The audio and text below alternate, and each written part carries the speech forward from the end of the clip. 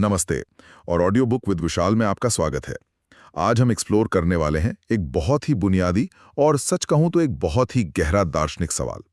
सवाल है, मैं कौन हूं? ये एक ऐसा सवाल है जो हम सब कभी ना कभी खुद से जरूर पूछते हैं। बिल्कुल। और आज की हमारी इस गहन चर्चा का जो आधार है वो सिलेबस विद रोहित नाम के एक यूट्यूब चैनल के वीडियो का ट्रांसक्रिप्ट है। जी। हमारा मिशन यही है कि हम इस आध्यात्मिक और दार्शनिक सामग्री को बिना किसी बायस या पक्षपात के थोड़ा आसान भाषा में डिकोड करें।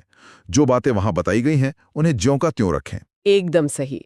और क्या है ना, जब हम मैं कौन हूं की बात करते हैं तो शुरुआत अक्सर इससे होती है कि हम क्या नहीं हैं। हाँ, ये बहुत दिलचस्प है।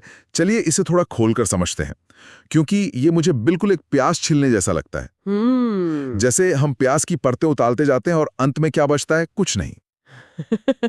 इस सामग्री में भी बहुत साफ तौर पे बताया गया है कि ये जो हमारा शरीर है वो हम नहीं है। यहाँ जो सबसे दिलचस्प बात है वो ये है कि हम अपने शरीर के साथ इतने जुड़ जाते हैं कि हमें लगता है कि यही हमारी पहचान है। लेकिन दर्शन कहता है नेति नेति। नेति नेति मतलब ये नहीं, ये नहीं। बिल्कुल। ये जो 7 धातुओं से बना भौतिक ढांचा है, ये मैं नहीं हूं। हमारी जो 5 इंद्रियां हैं, सुनने वाले कान, छूने वाली त्वचा, देखने वाली आंखें, स्वाद लेने वाली जीभ और सूंघने वाली नाक, जो बाहर की दुनिया से जानकारी लाती हैं। हाँ, वो भी हम नहीं हैं।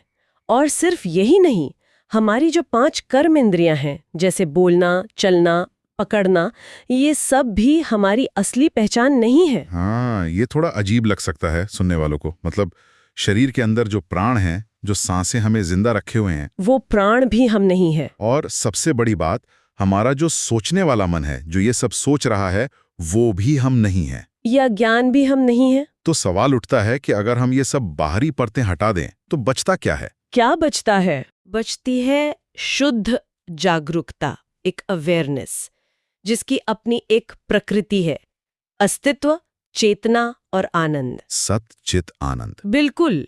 सिर्फ होना और उस होने का एहसास होना ही हमारी असली पहचान है। लेकिन यहाँ एक बहुत बड़ा सवाल आता है। मतलब अगर हम सिर्फ वो शुद्ध आनंद हैं, तो ये दुनिया, इसके दुख, इसकी परेशानियां इतनी असली क्यों लगती हैं? ये मन का भ्रम है। और इस सामग्री में इसे मकड़ी और उसके जाले के उदाहरण से बहुत ही खूबसूरती से समझाया गया है। हाँ, वो मकड़ी वाला उदाहरण। जैसे एक मकड़ी अपना जाला बुनने के लिए सामग्री कहीं बाहर से नहीं लाती, वो अपने ही अंदर से तार निकालती है। बिल्कुल। और फिर जब वक्त आता है तो उस पूरे जाले को वापस अपने अंदर ही समेट लेती है। हमारा मन भी ठीक ऐसा ही करता है। तो मतलब ये पूरी दुनिया जो हमें दिख रही है, ये सिर्फ हमारे मन का एक प्रोजेक्शन है। हाँ, जब हम गहरी नींद में होते हैं, कोई विचार नहीं होता, तो हमारे लिए कोई दुनिया भी नहीं होती। सही बात है। लेकिन जैसे ही हम जागते हैं, विचार पैदा होते हैं और उन विचारों के साथ ये पूरी की पूरी दुनिया सच लगने लगती है। इसे उस रस्सी और सांप वाले उदाहरण से भी तो जोड़ा गया है ना? एकदम सटीक उदाहरण है वो। जैसे आप रात में चल रहे हैं, रास्ते में एक रस्सी पड़ी है और आप उसे सांप समझ लेते हैं, और आपका डर एकदम असली होता है। हाँ, पसीना आने लगता है, दिल तेजी से धड़कने लगता है, जबकि वहां सांप है ही नहीं। अगर हम इसे बड़ी तस्वीर से जोड़कर देखें तो जब तक रस्सी को सांप समझने का भ्रम बना हुआ है, तब तक रस्सी की असली पहचान नहीं हो सकती। हाँ। ठीक वैसे ही जब तक इस दुनिया को सच मानने का भ्रम हमारे मन में है, तब तक हमें आत्मा की असली पहचान नहीं हो सकती।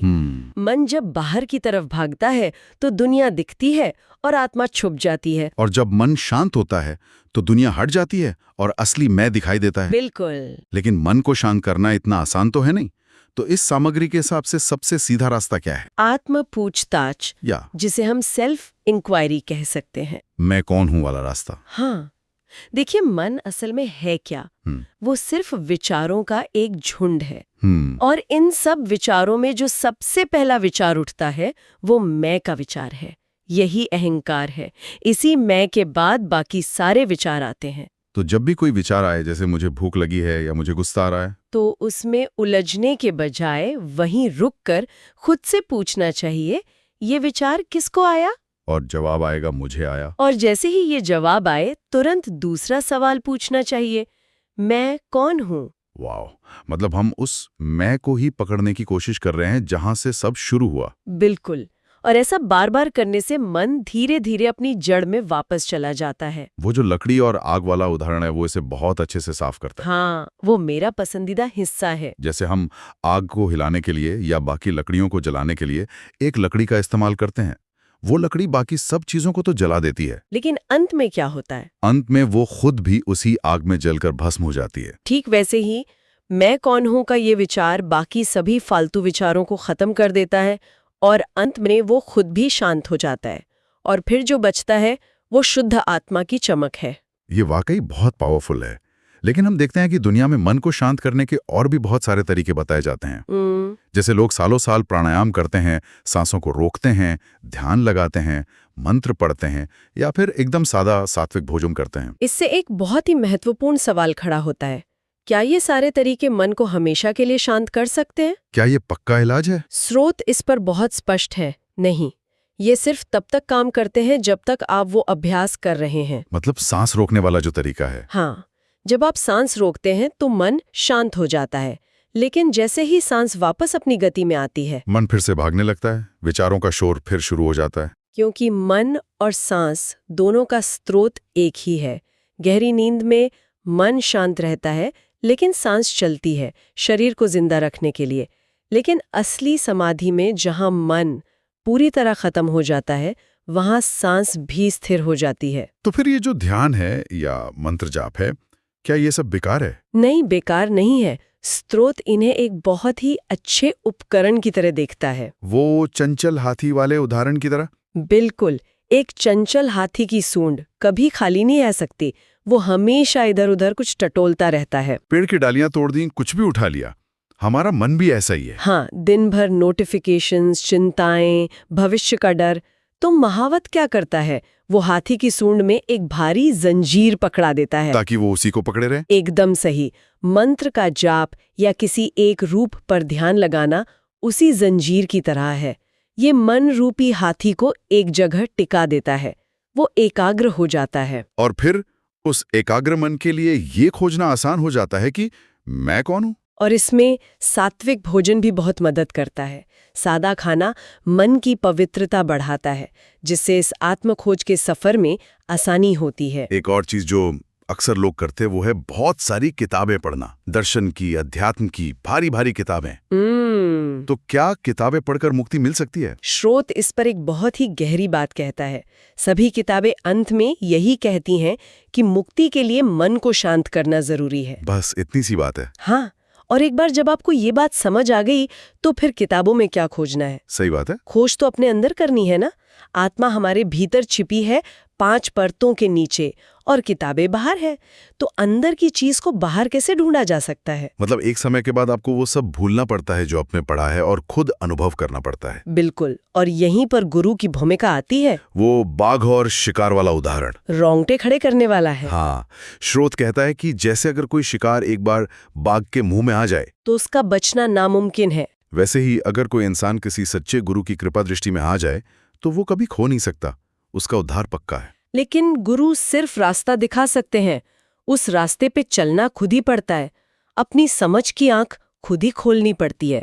और स्रोत बहुत बेबाकी से कहता है कि दुनिया की किसी भी चीज में असली सुख है ही नहीं। ये बात शायद कई लोगों को थोड़ी कड़वी लग सकती है, लेकिन यही सच है। जब मन को इच्छा करता है और वो पूरी हो जाती है तो हमें लगता है कि सुख उस चीज से मिला, जबकि असल में क्या होता है? असल में उस पल के लिए हमारा मन शांत हो जाता है, उसकी भागदौड़ रुक जाती है, वो अपने स्रोत यानी आत्मा में वापस लौट आता है। और आत्मा का स्वभाव ही आनंद है। बिल्कुल। तो जो सुख हमें महसूस होता है वो नई गाड़ी का नहीं है, वो हमारे ही मन के शांत होने का सुख है। इसे पेड़ की छांव और धूप वाले उदाहरण से बहुत ही खूबसूरती से समझाया गया है। हाँ, बाहरी दुनिया वो चिलचिलाती धूप है जहाँ सिर्फ थकान और दुख है, और हमारी असली आत्मा वो घने पेड़ की ठंडी छांव है। तो समझदार इंसान क्या करेगा? वो हमेशा उस छांव में टिका रहेगा। लेकिन जो नासमझ है वो बार बार धूप में जाता है, जलता है, परेशान होता है और फिर भागकर छांव में आता है। ज्ञान और वैराग्य भी तो यही है। वैराग्य मतलब मन को उस बाहरी धूप की तरफ ना जाने देना, और ज्ञान मतलब सिर्फ उस छांव में अपनी आत्मा में ही टिके रहना। सब कुछ उसी परम शक्ति से चल रहा है, हमें बस अपना अहंकार छोड़ना है। तो अगर हम इस पूरी गहरी चर्चा को समेटें तो इसका सार यही है कि हमारी असली पहचान ये शरीर या ये भागता हुआ मन बिल्कुल नहीं है। ये जो पूरी बाहरी दुनिया हमें दिखती है, ये हमारे ही मन का एक विस्तार है। और निरंतर मैं कौन हूं पूछने से हम अपने अहंकार को खत्म करके उस शुद्ध आनंद को पा सकते हैं, जो कि हम असल में हैं। आज के इस तनाव भरे माहौल में यह समझना बहुत जरूरी है कि हम सुख को बाहर ढूंढ रहे हैं, जबकि वो हमारी अपनी ही प्रकृति है। उसे कहीं बाहर से नहीं लाना है, अपने भीतर झांक कर महसूस करना है। एकदम सही। चर्चा को खत्म करते हुए एक ऐसा विचारणीय सवाल छोड़ना चाहूंगा जो इस सामग्री की गहराई से जुड़ा है। क्या है वो? अगर हमारा ये पूरा जीवन, ये जागना, ये सपने देखना, सब कुछ केवल हमारे मन और विचारों का ही एक खेल है, हाँ। तो जरा सोचिए, जिस पल हम सोचना बिल्कुल बंद कर देंगे, उस पल इस तथाकथित वास्तविकता का क्या होगा? क्या ये दुनिया गायब हो जाएगी? क्या हम एक बिल्कुल नए आयाम में प्रवेश कर जाएंगे? ये एक ऐसा सवाल है जिस पर शांति से विचार किया जा सकता है। बहुत ही गहरा सवाल है। आज की इस चर्चा में बस इतना ही। आपको ये कैसा लगा मुझे कमेंट्स में जरूर बताएं। यह है विशाल ऑडियो बुक विद दिशाल से विदा लेते हुए अगली बार तक सीखते रहें।